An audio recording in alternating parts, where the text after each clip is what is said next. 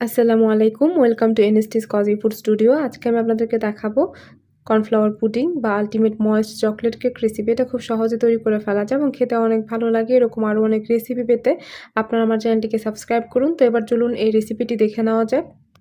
আমি এখানে একটি প্যান নিয়ে নিয়েছি, তাতে আমি দিয়ে দিচ্ছি লিকুইড দুধ। আমি 1 কাপ পরিমাণ লিকুইড দুধ প্রথমে দিয়ে দিলাম।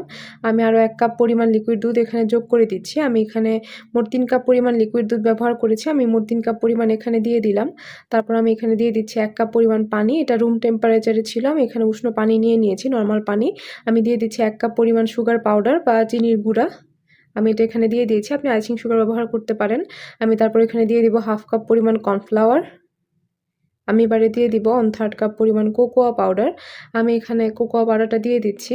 এবার দেওয়ার পর আমি সবগুলোকে ভালোভাবে মিক্স করে নিব। আমি এভাবে মিক্সারের সাহায্যে মিক্স করে নিচ্ছি।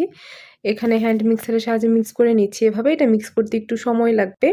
আস্তে আস্তে মিক্স করে নিতে হবে। আর এখানে আইসিং সুগার বা পাউডার সুগার ব্যবহারের সুবিধা হলো এগুলো দিলে খুব তাড়াতাড়ি মিক্স করা হয়ে যায়। আপনি দানাদার চিনি এখানে দিলে মিক্স করতে একটু বেশি সময় লাগে। একটু সময় নিয়ে মিক্স করতে হয়। আমি এভাবে মিক্স করে নিচ্ছি। তারপর আমি এখানে নিয়ে নিয়েছি 4 কোনা সাইজের একটি কেক প্যান। এই প্যানের মধ্যে আমি এখন ঘি দিয়ে দিয়েছি 4 সাইডে। এখন আমি এটাকে ফ্রিজে রেখে দেব। আমি এখন প্যানটা চুলায় বসিয়ে দিয়েছি। এটাকে আস্তে আস্তে নেড়ে নিচ্ছি। আস্তে আস্তে দেখবেন এটা ঘন হয়ে যাবে এবং আগের চেয়ে অনেকটাই ভারী হয়ে যাবে। আমি এভাবে হ্যান্ড মিক্সারের সাহায্যে সবগুলোকে খুব ভালোভাবে মিক্স করে দিচ্ছি। দেখুন আগের চেয়ে এটা অনেকটাই ভারী হয়ে গিয়েছে।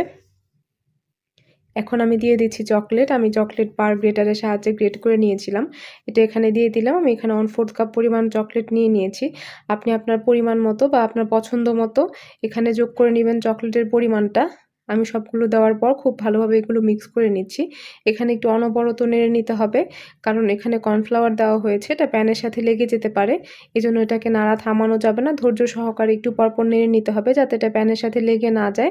এভাবে নেড়ে নিতে হবে। আমি এখানে ঘি দিয়ে দিচ্ছি 1 চা চামচ পরিমাণ। আপনি এখানে চাইলে বাটার ব্যবহার করতে পারেন। আমি এখানে ঘি ব্যবহার করেছি, বাটার আমি দিচ্ছি না। এই ঘিটা দেওয়ার পর আমি সবগুলোকে ভালোভাবে মিক্স করে নিচ্ছি। আর এখানে হ্যান্ড মিক্সারের সাহায্যে সবসময় মিক্সিং করতে থাকতে হবে, নয়তো এটা প্যানের সাথে লেগে যাওয়ার খুব বেশি সম্ভাবনা থাকে। তাই এগুলো খুব ভালোভাবে মিক্স করে নিতে হবে। দেখতে পাচ্ছেন এটা আগের চেয়ে অনেকটাই ঘন হয়ে গিয়েছে এবং আগের চেয়ে অনেকটাই ভারী হয়ে গিয়েছে। দেখুন এই পর্যায়ে শেষের দিকে চলে এসেছি। এটা খুব ভালোভাবে রেডি হয়ে গিয়েছে। এটা আগের চেয়ে অনেকটাই ভারী হয়ে গিয়েছে। এ পর্যায়ে এটা আমি চুলাটা অফ করে দিব বা এটা এখন চুলা থেকে আমি উঠিয়ে নিব। আমি এটা চুলা থেকে উঠিয়ে আমি প্যানে এখানে দিয়ে দিয়েছি। আমি যে 4 কোনা সাইজের একটি প্যান নিয়ে নিয়েছিলাম, এটাতে আমি পুরোটা ঢেলে দিয়েছি। এটাকে আমি 1-2 ঘন্টার মতো বাইরে রেখে যখন এটা আগের চেয়ে ঠান্ডা হয়ে যাবে, তখন আমি এটাকে 1-2 ঘন্টার জন্য ফ্রিজে রেখে দেব, নরমাল ফ্রিজে। আমি ফ্রিজ থেকে বের করে নেওয়ার পর এখন এটা ট্রেতে ঢেলে নেব।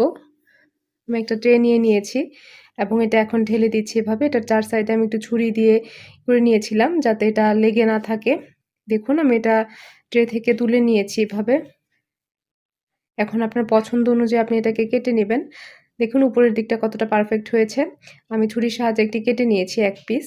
আমি এটা আলাদা একটা প্লেটে আপনাদেরকে দেখাচ্ছি। দেখুন 4 সাইডে ঠিক কতটা ভালো হয়েছে।